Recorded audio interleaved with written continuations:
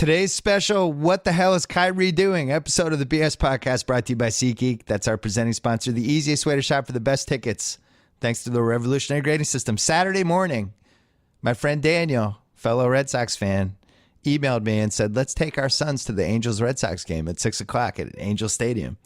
We went on SeatGeek. We grabbed tickets behind the first base dugout. They were fantastic. I picked dark green ones because they had the color-coded scheming map. And we went, and we had a magical time, except for the part that the Red Sox got their asses kicked. There were even fireworks after. Fantastic. My listeners get $10 off baseball tickets the first time they use SeatGeek. Use promo code BSMLB. I, of course, could not do that because I had been using SeatGeek before that. But download the SeatGeek app today. Go right to SeatGeek.com. Also brought to you by Simply Safe. Getting a good night's sleep is easier said than done, especially when you think you just heard a noise downstairs. Install Simply Safe's home security system. Arm your home with powerful sensors that actually tell you if a door opens or a window breaks. Please don't spend another night second-guessing your home safety. Go to simplysafebs.com, Simply Safe with two eyes, and get a special 10% discount when you order today. That's simplysafebs.com for 10% off your order. We're also brought to you by Joe House's two podcasts. You did a Shack House right after the British Open, right?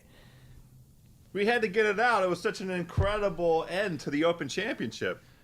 Incredible. Spieth, the 13th hole, I was worried Spieth, like his career would never be the same if they didn't find the ball. And then he proceeds to lay one of the great ass kickings I've ever seen in my life in golf.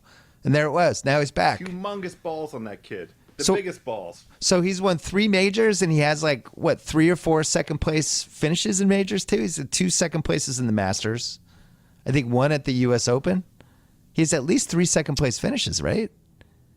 Yeah, he finished outside of the playoff for the British Open a couple years ago. He has a couple second places at the Masters. Yeah, he's amazing. As a very young fella, already looking like an all-timer. He's already in the Golf Hall of Fame. I mean, it's not like there's a very high bar there, but he's won 3 majors. That means he's in. Who has a brighter future, Jordan Spieth or Kevin O'Connor? I love Kevin O'Connor. Okay, good answer. I'm going to have to go with Spieth. Yeah, Kevin O'Connor says Spieth. And also House of Carbs, House's new food podcast that none other than my daughter, Zoe Simmons, said in the car the other day. I said, do you want to, we're driving to get lunch. I'm like, want to put on a podcast? Have you heard the House podcast yet? And she goes, I've heard all 3. It's fantastic. I love House's food podcast. Zoe Simmons. Big fan. Well, that's the best endorsement I've heard so far. Yeah, it's good. We got Chris Bianco and Copy Chief from The Ringer, Craig Gaines, coming up this week on House of Carbs to discuss one of the great LA places. Hopefully Craig Gaines, his career doesn't blow up and he won't leave The Ringer. And then finally, Talk the Thrones, our Twitter Game of Thrones show. We just put up episode 2. We archived it. They went on last night. All kinds of crazy stuff happened. I know House enjoyed the nudity, as he always does. And you can check that out on @Ringer on our Twitter feed. All right, Kevin O'Connor, Joe House coming up. But first, Pearl Jam.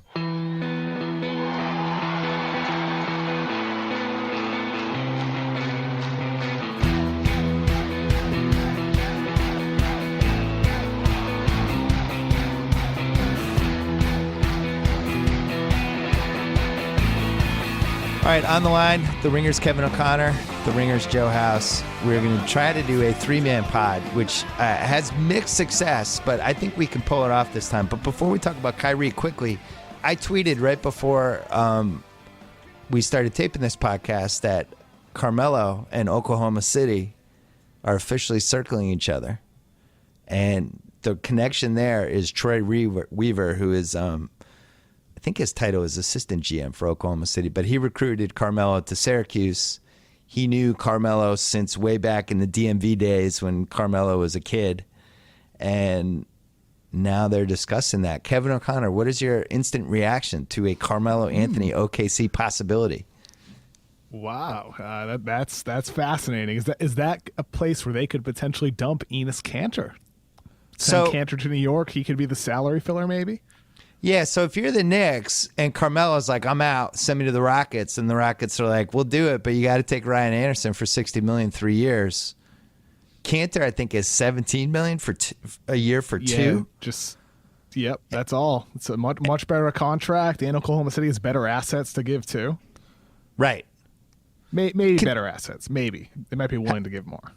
House, Paul George, Russell Westbrook, Carmelo Anthony, Patrick Patterson, Steven Adams at crunch time in the Western Finals against Golden State. You're not going to bet against Golden State, but you'd be a little more scared, right? Well, I think this news certainly has me interested in checking the odds at the Western Conference champion prognostication. I'd like very much to know what I can get Oklahoma City at right now, right as we speak, right as this podcast is being recorded. Oklahoma City is the potential Western Conference champ going into the NBA Finals. I bet it's a good number. So you came to the right place. Obviously, I have a gambling problem. I've looked at this. And Oklahoma City, before this tweet, was 40-1 to win the title. A Celtics Thunder Finals, 70-1. 70-1. 70-1. Just throwing that out there. Is LeBron playing for the Celtics? I don't know. Let's talk about that. All right. right. I don't want that one then. So yeah, who knows? They might just be circling each other. The catch here is that Carmelo's contract goes beyond the Paul George isn't expiring this year. Russell Westbrook has an out. And if I'm Carmelo, the fear would be you end up on this team and then everybody leaves. The other fear would be OKC, amazingly, considering that they once traded James Harden because they didn't want to pay the luxury tax. OKC now, KOC, do you know they're the third highest payroll this season? Yes. I think that you got to pay to keep Russ. I mean, you got to keep him happy. And if Carmelo, if they were to really add him, that is really intriguing because you have three guys who can really, really make plays for you at the end of the shot clock. And like you said, they wouldn't be on par with Golden State, but man, that gets you pretty damn close. Yeah, and I think the thing, if somehow they did add Carmelo, and you talk about Paul George, who, as you've written, is a terrific spot-up three-point shooter and just is going to help you space the floor. Now you have Carmelo, too. Now you have Patrick Patterson in the corner. All that's doing is opening up the middle for Russ, who is one of the five most devastating going to the rim if only one person's in front of him guys in the history of the league. So the more they can do to space it out for him, the more dangerous they are. I still have, a little bit of concern about Russ and whether he's able to really scale it back and not be in the high usage rate mode that he was once in. But it's certainly a better situation than we're in. And we have Kevin Pritchard to thank. I still haven't gotten over Kevin Pritchard giving Paul George to the Thunder for Oladipo. I still can't wrap my head around it. Is that the worst trade of the decade? Or would you put Harden ahead of it? I'm not sure. The thing that's interesting is the stories that are coming out now in the context of the Kyrie deal is that the other sort of best competing offer on the table involve Gary Harris and the 13 pick. Yeah. Kevin, is that true? I think it's true. I don't know if it was actually. Yeah, I think it's true though. If that was your other best competing offer, then Oladipo and Sabonis.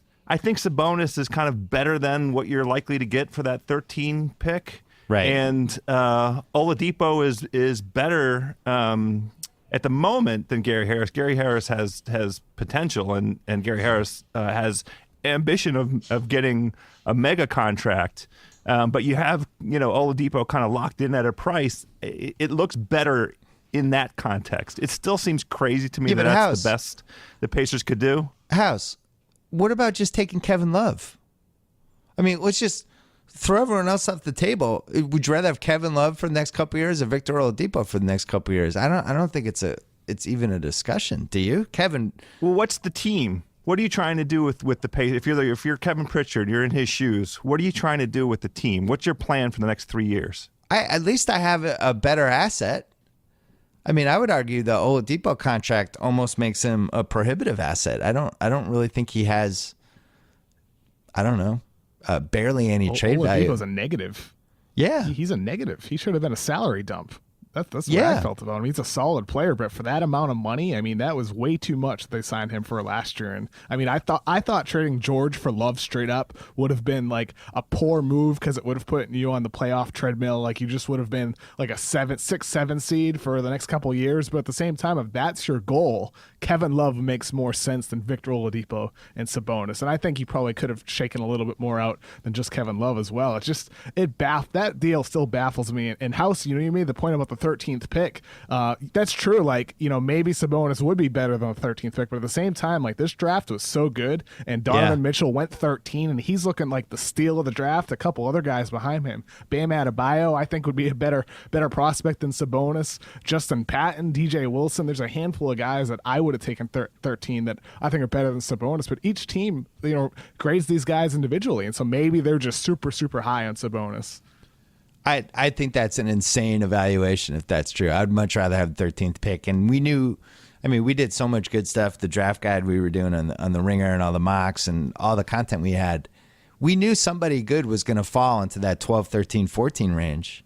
And it turned out to be Mitchell. And I don't know, it just straight up Mitchell for Paul George is a much better haul than Oladipo for $21 million. Even if you have Gary Harris for a year and just let him go. I'd rather have the 13th pick. And also, like, we've never heard exactly what Boston offered, and I think the Celtics have a habit of not making a deal and then telling everybody that they offered probably more than they actually did. But at the very least, let's agree they must have offered Bradley and Crowder and a couple first-round picks that weren't the Brooklyn lottery picks, And I would argue I'd rather even have that, but I don't over the Oladipo for $20 million a year. But anyway, that's another story. Let's talk about Kyrie. All right. I have 10 questions. We're going to answer these questions one at a time. The first question, I'll throw this to you, Kevin O'Connor. How long do you think Kyrie Irving has actually been either kind of unhappy or legitimately unhappy with his Cleveland/LeBron relationship? I think even before LeBron got there. I mean, there were reports going back to 2013 that he kind of wanted out. I think, it's been quite a while since before LeBron got there. And then since then, I mean, he has openly admitted, like during their first season together, that he wouldn't say it was a rocky start with them, right? He has admitted these things publicly. So the signs have always been there that like these guys have clashed a little bit. So I think over time they got better. I think they learned how to play with each other, and Kyrie learned a lot from LeBron. There's no denying that. But at the same time, I just think for Kyrie, he's at the point now where it's like, I want my own team. And in some ways, like you might call that selfish. In other ways, it's a little bit understandable too. House, were you surprised to hear that Kyrie was unhappy? I'm not surprised by it because the capacity for self-delusion amongst these guys is we've come to appreciate is unfettered. You can't put a ceiling on how much these guys will talk themselves between themselves and whatever their the team around them in terms of their ability to not be in touch with the reality of their situation and their skill set and so forth. But I'm disappointed because I think that Cleveland, as currently constituted, has every bit as much of a legit chance of taking on Golden State in just the way that they're currently configured. Yeah. And posing a real challenge to Golden State just the way they were when Game 7 ended, a month ago. It was Game 5. You know what I meant, Game 5. Well, it's a pretty dramatic difference between Game 5 and Game 7 house. Here's a game. You were thinking Game 7 a year ago, and I'm with you. To me, my fear if I'm running Cleveland is I don't want to overreact from the mild ass kicking I got in the finals because it was a big revenge finals for Golden State, as Shea Serrano wrote about, one of the best revenge finals that we've had in the last 35 years. Everything was going right for Golden State. They're completely healthy. They survived some really, really great offensive performances from LeBron and Kyrie, which can't be forgotten. They couldn't guard LeBron or Kyrie that whole series. And, if I'm looking at this as a Cleveland fan and I know I have at least one more year, I got to think like injuries have determined 50 to 60% of how these last maybe 35 to 40 years of the finals have played out. And the best chance they have is just to keep this team together and then hope for some injury luck or hope for something weird to happen, because that's the NBA. Weird shit happens all the time. I said in a podcast last week when I had Jimmy Butler on my podcast, I was saying when we went into last decade, we thought the decade was going to belong to LeBron's team, assuming it was Miami or wherever else, Oklahoma City, and Chicago. And LeBron won 2 titles in Miami. Oklahoma City won 1 finals game, and Chicago never made the finals. So you just never know. And I think that would be my hesitation with panicking with this Kyrie thing. I will say this, though, not to do a 5-minute monologue here. So KOC, you don't have an All-NBA vote yet, but we're going to get you on that. We're going to get you an awards ballot this year. I'm making that my personal mission. Yeah, I was on it last year. Oh, you got a vote last year? Yeah, I got one last year. You did? This is tremendous. Oh, now I need a new personal mission. You didn't look at the or what everybody else voted for? I always get excited to see that list. I'm just too old. The print's so small I can't see anybody. They released it in that little small print. What is that, like 4-point font? But so I was figuring out than the others for some reason. I was figuring out my All NBA teams, and I think Kyrie is, I don't know, he's definitely one of the 5 best offensive players in the league. I think talent standpoint, he's in the discussion from somewhere between number 7 to number 11. He'd be, once you get past like the big 6, big 7, Kyrie's in that next group. He's got to be discussed. I didn't really even consider voting for him for even 3rd-team All-NBA. I just felt like, he's kind of up and down. He seems detached sometimes. That team didn't play well. It seems like if you have LeBron and Kyrie on the same team, you should win more than 50 games. And I just bumped him. And I really think that's at least part of what this is all about, is I think Kyrie thinks I'm one of the best 8 players in the league. I can't even make the All-NBA team. And he didn't. So, House, does that, I mean, I know you're worried about the ego part of this with Kyrie, but that makes a little bit of sense, right? That this guy feels like he's top 8 but can't even make 3rd-team All-NBA. But the thing about that is he's playing with the very best player. I mean, the competing considerations there are he has the best stage, the biggest stage. He's able to go out and prove to everybody that he deserves that All-NBA accolade. He's been in the league 6 years, and he's only made 1 All-NBA team in his tenure, and it was a 3rd team in 2014, 2015. Yeah. He has a combination of, not being able to stay on the court for, early in his career, all 80 games, 82 games, and he doesn't play any defense. So that people recognize that. People see that. The voters for All-NBA, see that. I don't think that he's not making All-NBA teams because he's in LeBron's shadow. What do you think, Kevin? I think it is because he's LeBron's shadow. I think that just the fact that LeBron is the point guard of the team. And so like one of the points like a source made to me, like why Kyrie kind of wants out, is just the fact that he can do more as a playmaker and he wants to do more. Like he's seen how guys like John Wall have developed with the heavy opportunity that he's gotten. Whereas Irving, like he's not the point guard. He's really like a 2 guard on that team. He's primarily an off-ball player who occasionally gets buckets at the end of the clock, but he's not a playmaker for that team. And I think that's really the kind of the hole that's missing with him. I know like his defense, it's true, House, like that is rightfully knocked. His defense is horrific. But at the same time, like Isaiah Thomas made All-NBA playing horrific defense. I just think Russell Westbrook made 1st-team All-NBA playing horrific defense. James Harden as well. Kyrie Irving isn't the only guard who plays bad D. It's just he doesn't get those playmaking chances that those other guys do. But he had those chances early in his career. Yeah, I mean, what makes him think that he's gotten so much better? I don't think you can judge that. He's coming off a 10-game college career and then was thrown into a rebuilding team. He was super young. They had bad coaching situations. I don't I don't blame Kyrie for anything that happened pre-LeBron because I think he was a young player. I will say this, though, House. So Damian Lillard made second team All-NBA in 2016. Kyle Lowry made third team. Last year, Isaiah made second team All-NBA. John Wall and DeMar DeRozan made the third team.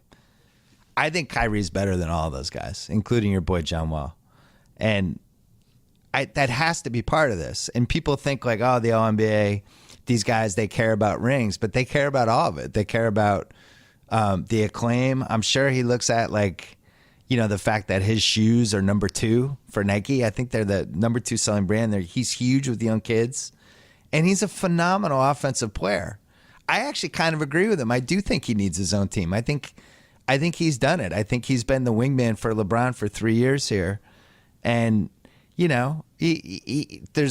a lot less pressure in some respects because if he doesn't have it, LeBron can carry the offense. So it's kind of like the Kyrie heat check happens like it did in Game 4 in the Boston series. And all of a sudden it's like, oh, watch out, here's Kyrie. But if it doesn't happen, it's not like it's going to murder his team. So the pressure of that, I think, but maybe he wants it. Maybe he's ready for it. Maybe he wants, his own empire. I don't know. I see it. I really did feel like that was an unhappy team last year, which takes me to our second question. Did Cleveland try to trade him in June? Because I heard they did. And then it came out in the ESPN piece by Windhorst and Ramona and those people that his name had popped up in those things. I had heard that. I had heard Phoenix, that was a lot more real than I think people realized, that it was, as reported pretty much, Bledsoe and the number 4 pick were leaving Phoenix. Kyrie was involved. I've heard different scenarios where Love was involved, where Love wasn't involved. Indiana was involved.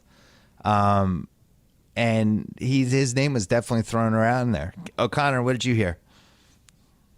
I think it did happen. I'm not sure if they knew at the time that he wanted out. That part's totally unclear to me, but I do think that happened. So, House, his name was on the streets, to borrow a phrase from Marlo Stanfield. He heard his name was on the streets. He didn't like it. He's Kyrie Irving. He's the number 1 overall pick. He's supposed to be a franchise guy, and they're kind of quietly, secretly sniffing around what his value is and trying to figure out if there's a way to maybe parlay him into Eric Bledsoe and Paul George. Can you blame Kyrie now? Well, before we go any further, I'm not going to countenance any more of this disrespect. And I've sat quietly for a month now while both of you dicks have said bad things about John Wall and his relationship to the Wizards and Kyrie as a superior player to John Wall. I'm not standing for any more of that BS. John Wall is DC for life. He's where he belongs. And guess what? He's better than Kyrie Irving. John Wall's never played with the best player in the NBA, and he's never been on the NBA final stage. He's never been to NBA to an Eastern Conference Finals. But Kyrie has been able to ride LeBron's coattails all the way through here, get on the biggest stage, and has the second most popular shoe for a guy that gets to play half the games. How about this, Kyrie? If you are who you think you are, then why did the Cavaliers only win 50 whatever games? 50. There was an opportunity. It was clear from Christmas time on that LeBron wanted to start getting some rest. He didn't need to play 35 minutes a game. How about that time, Kyrie, to go to distinguish yourself? And if the All-NBA team is important to you, Kyrie, you have 35, 40 games to go do it in the regular season. Go get it done, son. Anyway. KOC, your rebuttal. Having said all of that. KOC, your rebuttal. Having said all of that. It's pretty close between those two, but I just think Kyrie Irving at his peak when we haven't seen it yet. I think his potential is a little bit higher, a lot higher than what we've seen so far the past 3 years in Cleveland. I just think he's capable of so much more as a playmaker. If he had really the keys to handle that offense, bring the ball up all the time. Like, can you imagine, like, if Kyrie got a lot of the transition opportunities LeBron got, like the amount of assists he would pick up, the amount of easy layups he would get. I mean, LeBron does so much for that offense, just bringing carrying the ball coast to coast, I think we'd see Irving get a lot more points and assists just from that statistically. Never mind kind of the it factor he has with his clutch performances at the end of games. House, I'll just tell you, having rooted against both of them in a playoff series last year, Kyrie scared the living feces out of me. And we had Avery Bradley last year, who's probably the best on-ball defender at that position. And he was just doing whatever he wanted against him. He was torching him. And the difference between them, in my opinion, is Kyrie is unbelievable in the half court. He's one of the best shot makers I've ever seen in my life. And the bigger the stage, the better he gets.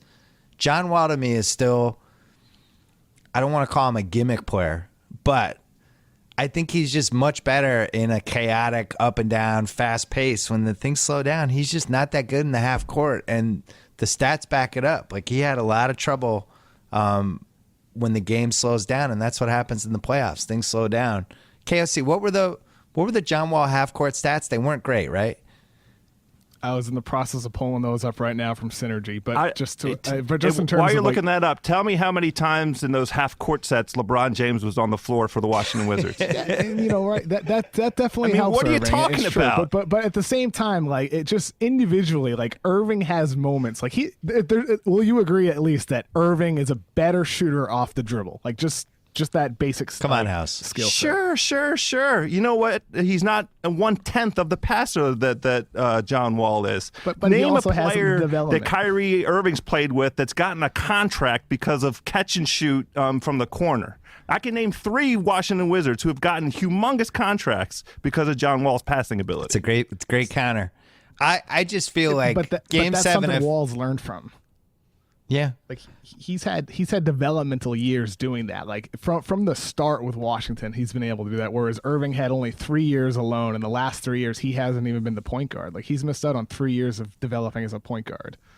He was stuck with. It's no secret Waiters Island and Kyrie did not get along, but the team he had was just a lot of one-on-one guys, and with you throw in the bad coaches.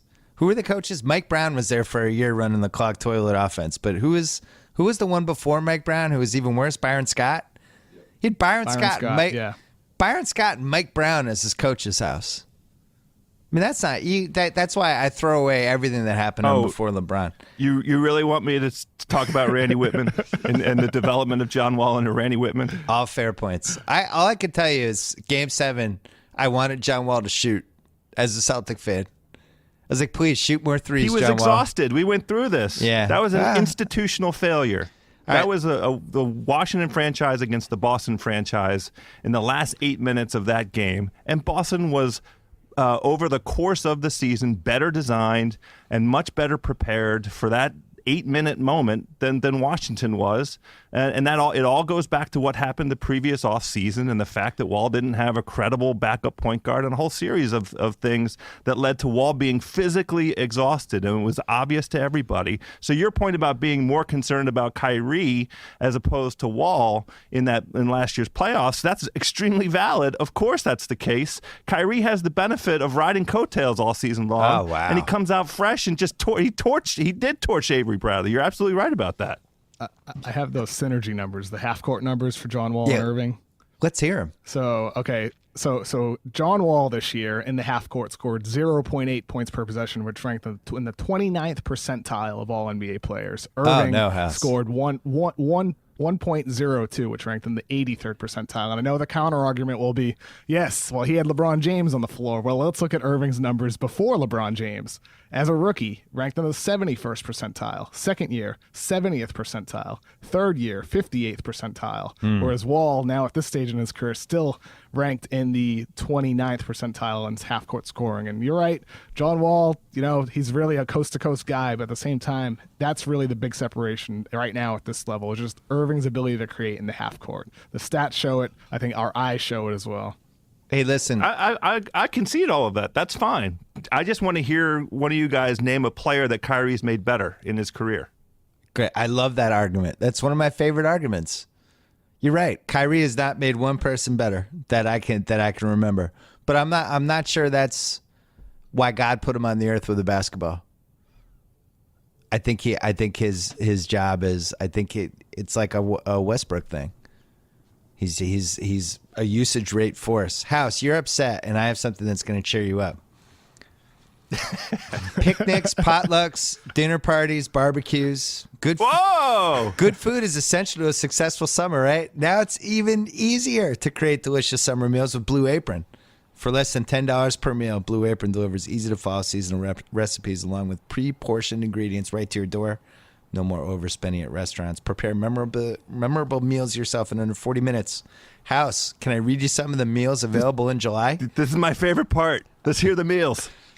Seared chicken and creamy pasta salad with summer squash and sweet peppers. A wonderful summer dish. Creamy shrimp rolls with quick pickles and sweet potato wedges. Oh, I love the little pickle idea. Fresh basil fettuccine pasta with sweet corn and Cubano pepper. You'd eat that. All night long with a nice splash of a glorious, vibrant white wine. Chili butter steaks with Parmesan potatoes and spinach. That's my that would be the one. Sounds good with a Pinot. Yeah, I would eat that. Yeah. Right now you can get your first 3 Blue Apron meals for free with free shipping. Just go to blueapron.com/BS. Blue Apron, a better way to cook. Okay. Third question. We have 8 questions left. We're only at number 3. KOC, do you believe Kyrie asked to be traded on July 7th, or do you believe he asked way earlier? Because I believe he was pushing for it with Chicago and his buddy Jimmy Butler before the draft, and it's kind of trickled out a tiny bit, but hasn't really come out in full force yet. What do you think?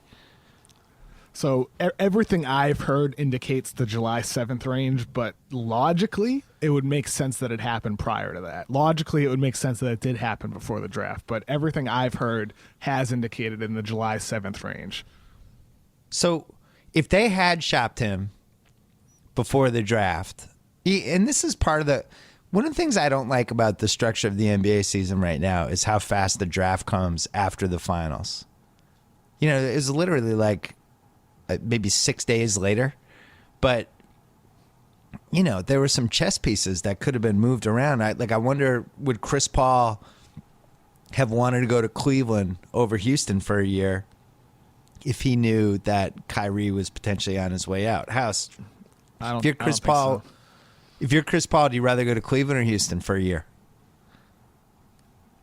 Oh, it's got to be Cleveland, right? You Yeah. get a chance to play with LeBron. I want to make a very quick observation. The point you just made about how quickly the draft comes, that to me is the number one argument for shortening the season. We need a 70-game season. It goes too far into June. We need to let the teams, let the franchises have a breather between the end of the finals, the draft, the commencement of free agency, so that they're not making these crazy decisions on the fly. Because the reason we're talking about Kyrie Irving right now under these circumstances is because of whatever crazy thing happened between Dan Gilbert and David Griffin that I'll never understand. Well, I have a lot of insight in that, but let's shelve that for 5 minutes.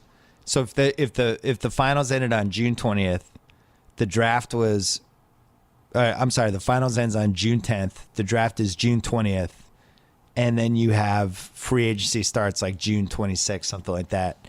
Now you don't have, or even July 1st. You can keep it the way it is. But you can't though, because that you're having like the best 96 hours of the offseason during a time when everybody is going away for July 4th weekend. You know, we see it. I talked about this on the podcast. That's the way it is now. It's great. Is it though? It's not. I'll tell you, it's not great for the Ringer. It's not great for people that make content because people are away. Oh, I'm sorry. Yeah, I'm sorry. Everybody has to work.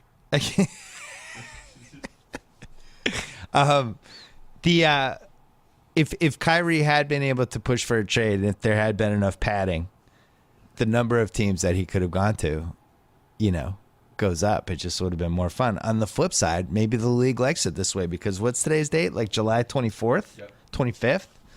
And now we're talking about Kyrie for 72 straight hours. So maybe it's better that way. I think he sniffed out a trade earlier than that, personally. Question number 4. Why did LeBron pretend he was blindsided by this trade request? I'm going to use the word pretend because if I'm in LA 3,000 miles away or 2,500 miles away, however far it is, and I know Kyrie Irving is unhappy after the finals, and everybody in NBA circles knows that nobody on this team is happy, is LeBron really that arrogant to pretend that he didn't have any inkling that Kyrie Irving was unhappy? What do you hear? What are you hearing about this, KOC? Well, we know how powerful LeBron is and how much he's used social media to kind of form the narrative in some ways. So I think that's really what LeBron did. And honestly, Bill, like, I am so intrigued by what Stephen A. Smith reported last week, or not what he reported, but what he said he's heard Kyrie Irving's camp thinks, and that's that LeBron's camp was the leak for this initial thing last Friday with Irving demanding a trade. So that factor there is really intriguing, just with everything that's happened these past couple days. If LeBron was behind it for whatever reason, whatever his motives might have been, but that part's fascinating to me. Well, that was question 5, so let's just get to it now. House, did LeBron's camp leak the Kyrie story so LeBron wouldn't be the bad guy? I think so, and I can't recall. KOC did a masterful job of setting up how all LeBron is moving chess pieces right now, and I apologize. I'm not sure whether KOC made this point on the Ringer NBA Slack chat or whether he actually wrote it in a column. So I'm sorry if I'm stealing some of your thunder, KOC, but it was an awesome observation about putting the chess pieces in place to create the narrative that the organization and the organizational dysfunction is responsible for all of the momentum that is going to push LeBron away from Cleveland a year from now, and that this Kyrie stuff is already part of it. LeBron claiming that he was blindsided by the Griffin news. LeBron claiming that he's blindsided by Kyrie wanting a trade. These are all chess pieces that start a narrative that's very compelling about the franchise being to blame this time around, as opposed to LeBron making the decision.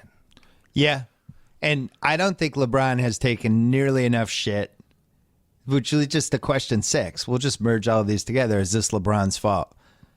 The short answer is yes. When you have this much uncertainty about what your long-term future is with the franchise, when you have this many people talking about LeBron to LA, really since the finals. I mean, that's why we ended up writing about it and talking about it on the Ringer, and we tried to jump the gun a little bit on people because this was the narrative at the finals. And I remember, Kevin, I called you and I said you were going to hold that. Remember, you were going to hold that story for a few days, and I was like, we got to run this now. We got to go with this now. We ended up doing a podcast because I was like, this is every conversation I'm having at the finals is about this. We got to reflect this on the site. So these conversations are happening. They're happening. They lose the finals. The Cavs look super unhappy in Game 5, especially Kevin Love. I actually felt bad for Kevin Love on the bench. He just looked lost. Finals ends. This narrative will not go away. All LeBron has to do is say something publicly about, look, I made a commitment to Cleveland. This is why I came back. I want to finish my career here. I want to win more titles. Like, I have more work to do. I'm not leaving. This story is stupid. I'm not going to LA. Like, just stop this. I don't want to hear this narrative anymore. He didn't do any of that. He hasn't said one thing. If anything, he goes to the Summer League game with Lonzo right as the height of is LeBron going to the Lakers is going on. He fucking goes to the Laker game with Lonzo, the Summer League game. I was saying this would be like if my wife had heard rumors that I was cheating on her with some teacher at some high school. And I'm like, no, I'm not. What are you talking about? I'm not cheating. And then I just go to a basketball game at that high school.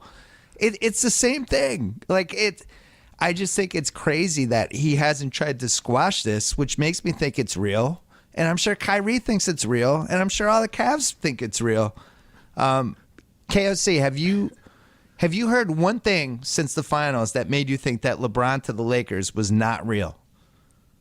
No, not a single thing. And even what came out yesterday from ESPN's writer Chris Haynes reporting that LeBron will not waive his no trade clause under any circumstances this year. Like the language behind it was like he will fulfill his contract obligations this season, but it has no say on what will happen beyond the coming season. It's like, well, even that kind of just touches on the fact that sure, he's in Cleveland this year, but maybe not next year. Just everything that's come out, everything I've heard since then regarding like his relationship with Dan Gilbert, just all this Kyrie stuff, everything has moved, the needle in that direction that LeBron's out.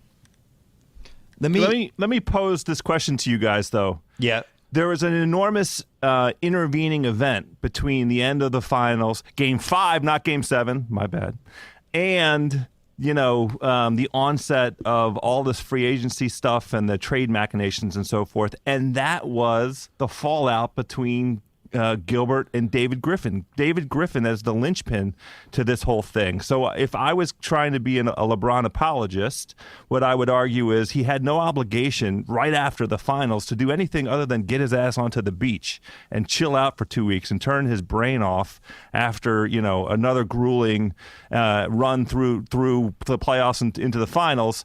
And in the meantime, he was comfortable enough leaving the team to the guys that have done pretty good stewardship the last 3 years, creating a team, and he potentially made his preferences known in terms of players to target and so forth. But hold on, didn't he earn the right to just turn his brain off and go away? And then was potentially surprised, maybe not blindsided, but surprised that Griffin and Gilbert couldn't work it out. And that was the thing that really set, all these forces in motion that have brought us to this point now. Stop there. So I talked about this on a podcast a couple weeks ago about why is this narrative that David Griffin is such a great GM? I'm not against it. I just want to know where it came from and what the evidence is. And I actually did some research. David Griffin actually was not a good GM for Cleveland. I think he's very good at having great media relationships, and I think he gets credit maybe for the Ty Lue David Blatt thing, which seemed like it had to happen, and LeBron was unhappy and so on and so forth. But, if you go back to where they were that summer, first of all, they hired David Blatt, who is basically never going to work again as an NBA coach. That was David Griffin's hire, right? They trade the number 1 pick for Love, which I think everybody would have done. Now, you remember later that summer, they gave Anderson Varejao, it was either that summer or that fall, they gave Anderson Varejao the 3-year, $30 million contract extension. Remember that? And we all said to ourselves, why are they giving that guy? That guy can't stay on the court. What are you doing? And that was a salary cap murder. They traded 2 first-round picks for Mozgov. Think about that. Lost him a year later. That was a trade that in the finals, or in the playoffs, people got a little excited about. But still, 2 first-round picks for Mozgov. They overpaid Tristan Thompson and mangled that thing. They gave him $85 million. They gave Shumpert 4 years, $40. They gave JR $57 million.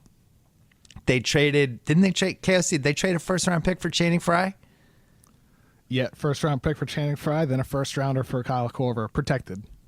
That in 2014, the year before LeBron got there, Seth Curry and Joe Harris were on the Cavs and both got, they ended up not keeping either of them. They brought in a slew of free agents. I think the only ones that probably, Richard Jefferson definitely worked.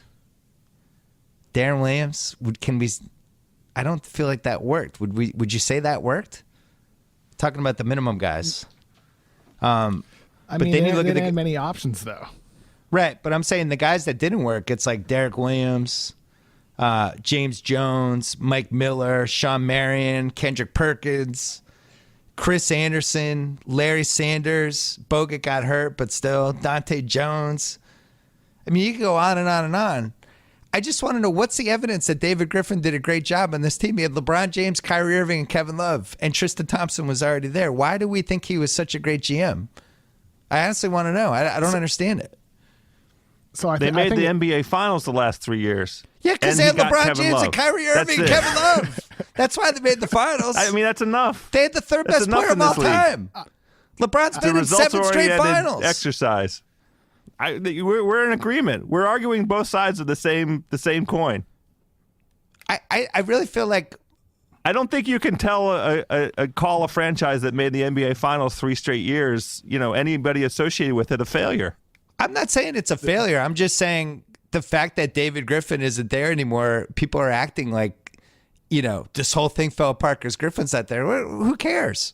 The owners run the team how anyway. much I'm interested in KOC. He's always got his ear to the ground. I mean, I know you do too, BS, but KOC, a lot of these stories over the last, 5-6 weeks talk about the role that Griffin played in keeping guys happy and keeping guys understanding what their roles were. Okay. And brokering peace between various camps. How much of that do you give credence to?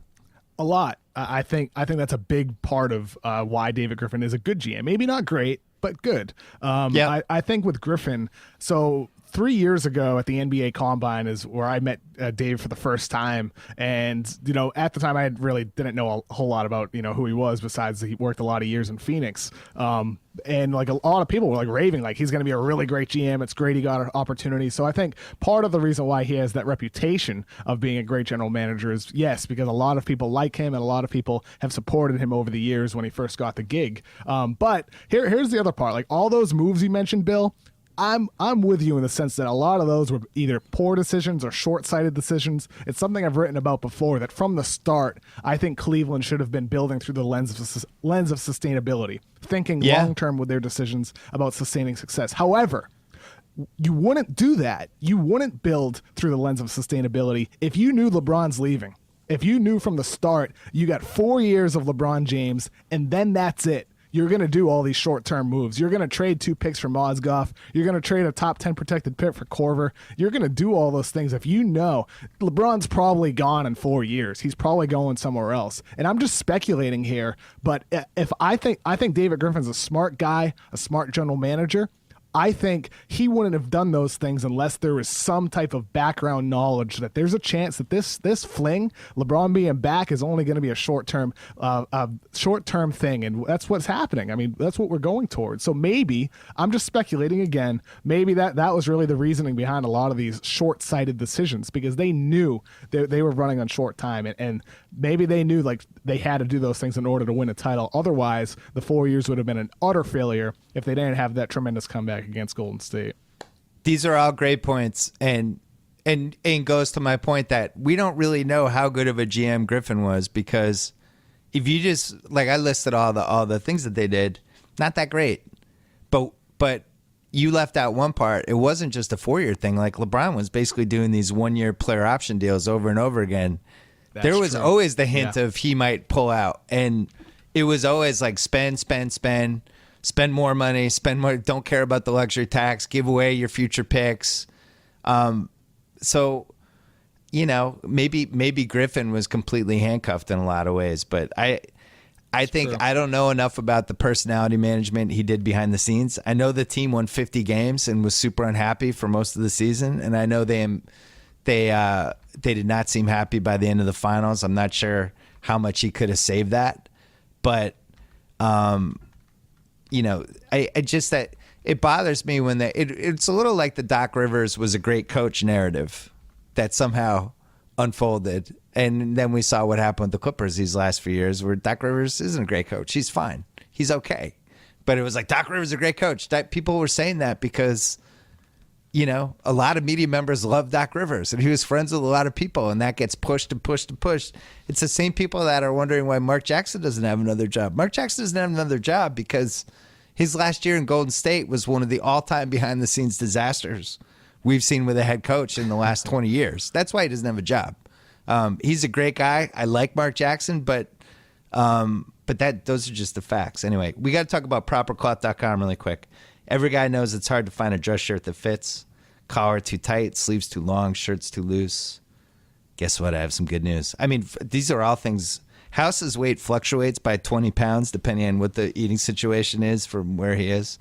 So House knows ordering a custom fit shirt is a problem. But right now, it's never been easier thanks to Proper Cloth. Create a custom shirt size in seconds just by answering 10 easy questions. No measure required. Choose from over 20 collar styles, 10 cuff styles, 500 fabric styles, classic to business. Completely customize your shirt. Get the style you want. All high quality with the absolute best quality and craftsmanship starting at just $80. Proper Cloth guarantees a perfect fit, meaning if you somehow your shirt doesn't fit properly or perfectly, they will remake it for free. So stop wearing shirts that don't fit. Look your best. Go to propercloth.com/BS. Enter gift code BS to save $20 on your first shirt. Again, propercloth.com/BS. Gift code BS. This wasn't one of my 10 questions, but I'm throwing this in just because it's topical considering the Griffin discussion. How much of this is that Dan Gilbert, who is perfectly willing to just spend money? So on that perspective, he's a good owner, I guess. But how much of this is the dysfunction that just seems to be there in these Dan Gilbert organizations really since the late 2000s? KOC, what have you heard on that? I think that could be a lot of it with Gilbert. I think, the relationship with LeBron James is not good still. From what I heard is like when we published the piece back in June about LeBron potentially leaving, like the next day, someone texted me, a front office executive, saying like one of the main reasons he wants out is still the relationship with Dan Gilbert. And that same week, the video was released through his outlet, the barbershop video where he talked about Dan Gilbert and the Comic Sans letter he wrote. I still don't think things are great there. I mean, Gilbert has never extended a general manager. Maybe those feelings also apply to Kyrie Irving as well. I do think that could be part of it. And it's kind of telling that Chauncey didn't take the job, because you take a GM job. There's 30 GM jobs. They're hard to get. If you want to become a GM and you're offered the chance to be the GM of the second best team in the league, you would think you would want to take that. He did not. Ty Lue says everything. Yeah, Ty Lue's one of Chauncey's best friends. He still didn't take the job. So either, I mean, it's one of the reasons floated was that they didn't offer him a lot of money. I don't believe that. I don't think Chauncey's made a ton of money already. I don't think he's making a decision because the offer was $300,000 shorter than it should have been. I think it was one of two things, and maybe both. One, Ty Lue telling him, I think LeBron's out of here after this year. You shouldn't take this job. It's a disaster. We don't have any picks and we're screwed. Or Dan Gilbert's, kind of a nightmare. I would stay away. It had to be one of those two. So who knows? All right, question 7. Can Cleveland trade Kyrie and make their 2018 team better? So there's only one trade that I see out there that is possible. I tweeted it already. But it involves Clutch Client Eric Bledsoe, who a lot of people would argue that if he can, as long as he can stay on the court, which he has had a checkered history with that. But if he's on the court and he's healthy, might be a better two-way player than Kyrie. Certainly not the offensive player, but a much better defensive player. If they could get him from Phoenix, if Kyrie goes to Phoenix, Kyrie goes to the trade ad was Kyrie goes to the Knicks. They send Nidalinka, the French kid, the number 8 lottery pick, to the Suns. Cleveland ends up getting Bledsoe and Carmelo, and they send a couple contracts to make everything work. That was the most logical trade I've seen. I saw another one that I really liked, which was basically Kyrie, Tristan Thompson, and a contract to Memphis for Marc Gasol and Mike Conley. These are the trade. Readers are just mailing me crazy trades, and I've actually been enjoying it. But KOC, is there a trade out there that you think could actually make Cleveland better? Yeah, I think there's got to be something out there. But at the same time, I don't think it's that Phoenix deal. I'm just thinking, like, if it's true that Dan Gilbert, made it clear to the front office that they want to get better, they want to retrofit their roster to better battle Golden State. If that's true, I think we got to think really big here, and I don't think it would be so simple as a deal like that, where that deal makes too much sense on paper. It's too easy. I feel like it would be the type of deal that's extremely complex, a four-way deal maybe, where you're looping in other teams to get extra assets, because there's teams that can offer them like those high-level, long-term prospects, but they might not have the short-term, like a point guard to replace Kyrie Irving or something like that, and that's where I think you would loop in that other team. And the thing with Bledsoe and Melo, Bill, is the fact those two guys are really good players. Like, I'm on Team Melo in the sense that, like, I think you put him around other great players, he will be really good. Like, if you put him on Houston, he's going to become Team USA Carmelo Anthony. His efficiency will skyrocket. However, I do think with Cleveland, Eric Bledsoe really isn't a good spot-up shooter, and the ball would primarily be in LeBron and Carmelo's hands. Carmelo isn't nearly the shooter off the dribble that Kyrie Irving is. So while conventional wisdom may say Melo would replace that aspect of that Irving brings, it's not necessarily the case. Irving is a significantly better half-court scorer, significantly better isolation scorer, and I think that would need to be replaced in some way or another. Either it would have to be balanced by more defensive players, or a high upside player that could really turn it on this season. That's what I would be looking for, some type of mixture of younger guys with upside and veterans, because that way you set yourself up no matter what LeBron does next summer. Maybe your team looks great going forward and LeBron's like, you know what, forget LA, I'm staying in Cleveland. Or it could be the type of thing where if he leaves, you're looking at your roster and you're like, we're in good shape. We got a good haul for one of the best young point guards, 25 years old in the prime of his career, and for Kyrie Irving. That's what I'm targeting. I'm thinking really big here, and it's hard to find though. But I think we got to expand what we're thinking about for them. House, Tate wants to know if you think Charlotte can get Kyrie for Kemba Walker and Nicholas Batum. I love Tate. The wishful thinking.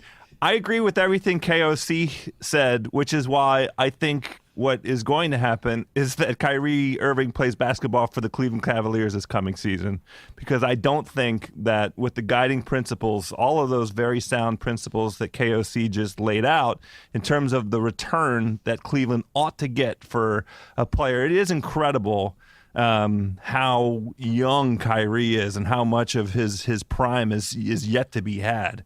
We've seen so much of him because of these returns. You know, he's been in the finals 3 straight years. He feels like he's been around longer. So he's a tremendous haul for somebody, which is why Cleveland ought to just sit tight unless it gets the, out of the ballpark home run kind of deal with the assets that KOC outlined. I'm not sure that Batum and Kemba quite fit the criteria. I don't think Cleveland would ever trade with Boston, but I think it's ironic that Boston probably has the best type of package that would help Cleveland short-term and long-term, right? Isaiah would have to be in it. You'd have to put Jay Crowder in it to make the contract work, and then you could pick whatever future pick you'd want to throw in there too. I don't think they would put the Brooklyn pick, especially now that Marvin Bagley might be in this draft, but you could argue maybe that LA Sixers pick they own, that LA Kings pick, something like that. But like Isaiah Crowder and one of those picks for Kyrie, which will never happen in a million years, but is a trade that, could keep Cleveland at least somewhere near where they need to be. Am I crazy?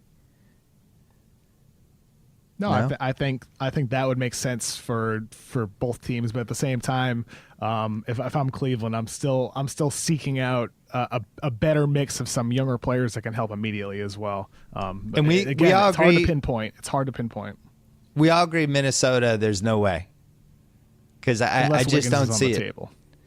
Well, if I'm Minnesota, Wiggins goes on the table for me in 5 seconds. I don't even blink. I think you and I agree, Kevin, that Wiggins is really overrated in a lot of ways. Like, he's just atrocious defensively, but I think offensively has a lot of potential, and he's young, and he might mature into something, really good. But the Teague contract to me is prohibitive, because they wouldn't be able to trade Teague until mid-December. And Houston would never trade Chris Paul for Kyrie, especially after they've had the press conference and started sewing the jerseys. But It would be the all-time Daryl Morey move to just flip Chris Paul for Kyrie. You're like, all right, I'm going to step in here. I'm going to take Kyrie. Thanks. I have a much a point guard who's 8 years younger and is just better at this. Memphis, I think, has to be considered at least peripherally as a long shot possibility. Maybe not now, but maybe in February if their season is Denver heading the too. wrong direction. Yeah, Denver's the other too, one, but 'cause, like they had the prior relationship, talk and trade with Kevin Love around the draft, so maybe that's something you can revisit. I don't think Denver has that. It's just got. I need a blue chipper for Kyrie. You can't. I You like can't what they give have, me though. For what? I like their assets. I like Gary Harris. I like Juan Hernan Gomez. I'm not super high on Jamal Murray, even though a lot of people love him. Maybe Cleveland does. Who knows? But I like their assets. I love Malik Beasley. I mean, I'm not talking about these guys for Kyrie Irving necessarily, but I think Right. they have a lot of good talent on their team. We're with you, but that's the poo-poo platter if you're getting Kyrie Irving. Like Jokic, Yeah. I think Jokic is the only blue chipper they have. It's tough, like the Knicks. Mm-hmm. The Knicks. I don't really see any way they can get Kyrie without Porzingis being involved. They can take on a bunch of money with Kyrie, but then, now you're handicapping your team until he becomes a free agent. It's tough. So do we all agree Kyrie is going to stay put? Because that's, if I had to bet my life on this house, you're dangling from a helicopter as people are shooting barbecue sauce pellet guns at you, and you have to decide, is Kyrie getting traded or not, and your life depends on it. What do you pick? First, I'm catching as many of those pellets as I can and putting them into my mouth. And then I'm betting on my life depends on Kyrie staying in Cleveland. I just don't think that anybody can make a sizable enough offer for it to make sense for Cleveland. And also you have an organization that's kind of a mess internally and will talk themselves into, let's make this work. We'll have a summit meeting with these guys. They'll say all the right things. That's not even a mistake. I think that's the right play. Well, it's a mistake if it starts coming out in November that they're quietly shopping Kyrie again. If you're in on this, you have to be all in. You almost have to promise Kyrie. Can you put a no trade clause in a contract after the fact, Kevin? You can't. I don't right? believe so. No. Yeah, so it'd basically be the Jerry Maguire with Cush's dad. My word is oak. Yeah, we're not trading you, Kyrie. But then if it's February and they're, 27 and 23, and LeBron, I do wonder if LeBron and Kyrie, this is about as public of a breach as I can remember, which leads me to question number 9. Where does this rank among the all-time NBA clusterfucks with a good team? Because I would say that the Lakers in 03 and 04 with Kobe's trial and Carmelo hitting on Kobe's wife and just all the complete chaos, and then Shaq not getting paid and Shaq and Kobe just having the all-time most public breach. I would say that's a 10 out of 10 on the scale. I would say this is like an 8. What would you say, House? 8 out of 10? No, I give it more of a 6. I mean, I 6? think everything here feels to me more kind of reactionary in the sense that each camp is reacting to, leaks and gestures and intonations and insinuations that the other camps are making. And the camps here are LeBron's camp, Kyrie's camp, and the Cavs camp. And everybody's, doing a little body shuffle. It doesn't feel like a full-out breach. I don't think Kyrie is going to be rapping at LeBron and asking him how his ass tastes. Yeah, that's true. House, out of those 3 camps, which is the one that employs a famous and successful and well-known media strategist out of those 3 camps? Do you know the answer? That's LeBron's camp, right? Yeah. Adam Mendelson is his actual media strategist. That's his title. So I would be worried if I'm Kyrie about heading into NBA internet Vietnam with battling LeBron and his media strategist. KOC, where does this rank for you, the all-time NBA clusterfucks? Pretty highly. I'd give it a 7. 7 out of 10 for this. I think if we hear a little bit more, like, look, we're only 3 days into this. More could leak out if Irving gets traded, right? I think we could rank it a little bit higher. if more develops over the coming weeks and months. You know, there was a thing that, and I think the guy deleted it, but I saw it on Reddit about somebody in Kyrie's camp went after LeBron pretty hard on his Instagram account. And then people connected the dots, and then it disappeared. Oh, yeah. By the way, that is Tate's favorite. Tate's Corner is people in somebody's camp crossing the line on social media and then having to redact it or delete the account. Is his all-time favorite NBA beef. I'm here. Tate. Yeah, Tate. That'll happen. At some point, I'm gonna try to have a beef and have Tate defend me on his Instagram and then delete it in 2 hours just so he can live vicariously through the experience of it. But I think this could get worse over the week because everyone's talking about it. More importantly, there's nothing else to talk about right now. There's nothing going on. What are we talking about? The baseball trade deadline? There's nothing happening. Football's not starting yet. There's no Olympics. There's no World Cup. I mean, people were excited about the Gold Cup this weekend. Did we even know what the Gold Cup was 15 years ago? Everyone's like, oh, the Gold Cup. Unbelievable Josie Altidore goal. I was into it. There's nothing going on. So I just think this can keep going and going and going and going. Last question. Why isn't LeBron getting criticized more? Beyond the obvious reason of that he has a media strategist, doesn't it feel like everybody should be kind of collectively going, wow, this guy's really screwed up the situation. He had the second best team in the league and all these assets, and the uncertainty that he just seems to bring with him wherever he goes has now potentially submarined this team. Do you feel like LeBron went from an era where he got criticized too much to I'm not sure he's getting criticized enough? What do you think on that, House? I am going to sound like I work with Adam Mendelson. Adam, is that his name? Yeah. Yeah. I don't know what there is to criticize LeBron about. All he's done, he had averaged a triple-double in the finals. All he's done is deliver a finals to every franchise that he's played for the past 7 years. All two franchises, but still, they have a wonderful team around him. He's made his preferences known in terms of coaches and the players that he wants to play with. And they have had a lot of chances to win the NBA Finals. So I don't think he's responsible for instability. He is properly leveraged the terrific advantage that he has, which is the right to self-determine by way of these 1 year, 2 year deals. Let me interrupt you.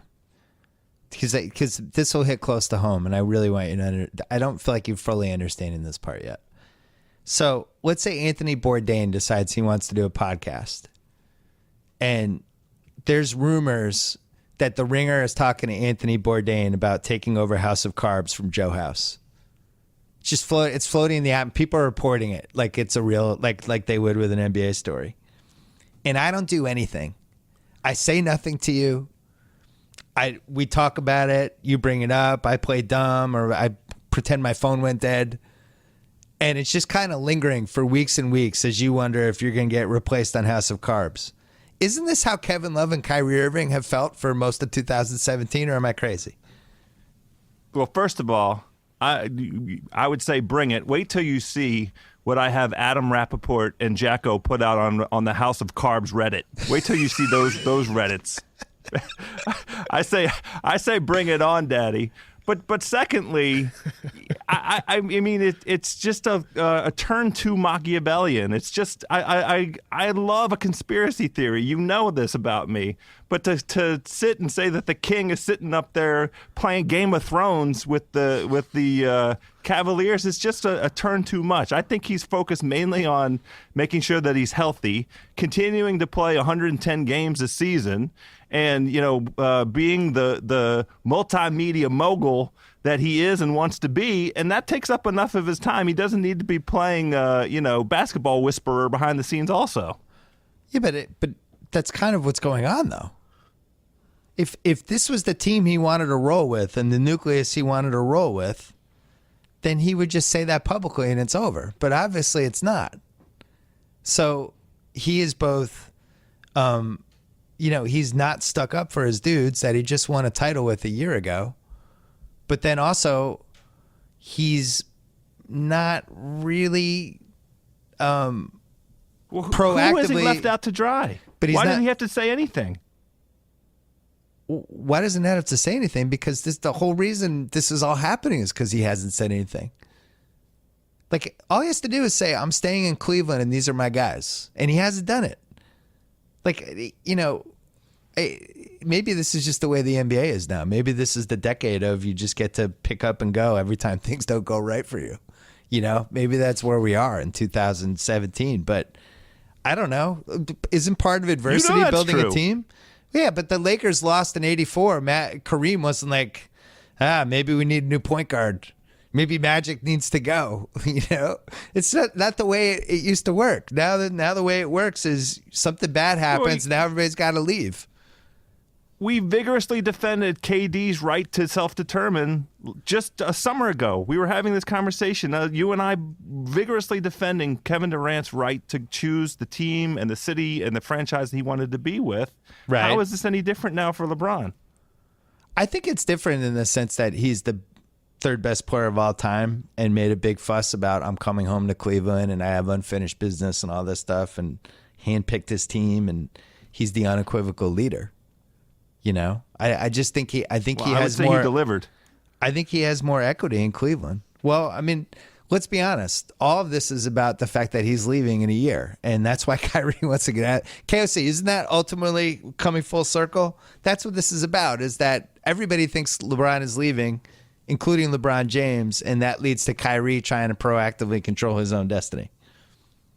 Yes, I think Kyrie has learned a lot from LeBron. I think in that sense that he knows that he can control his destiny each year too. I think he wants to go to a place where he has that spotlight, and he's learned that from LeBron James. And as for you know the point like each of you guys are making, both of you guys are being fair in terms of like yes, LeBron like maybe isn't getting enough criticism, but at the same time, I'm with House in the fact that like he is just doing what KD did to just a greater extreme, controlling his entire brand. I think his PR team is masterfully shaped really the picture we have of LeBron James in the public sphere. So I think in that sense, LeBron has kind of made himself into someone who set himself up for not just being maybe the greatest basketball player of all time, but he has big dreams after playing. And I think that's really what it's about, post-playing career and setting himself up for that too. LeBron's a big thinker. And I think a lot of what's happening goes beyond basketball. I think it's a fair point. KD definitely that last year left it a little bit uncertain. I think that the difference is, and maybe these Cleveland guys have learned from the KD thing and maybe they all tie together, where Kyrie looks at that KD thing and says, I don't want to end up like Russell Westbrook that year after KD left. I don't want to end up on this team with a bunch of bad contracts and, you know, we're 45 wins. I don't know if I trust my owner. It's kind of a clusterfuck. I don't like that, though.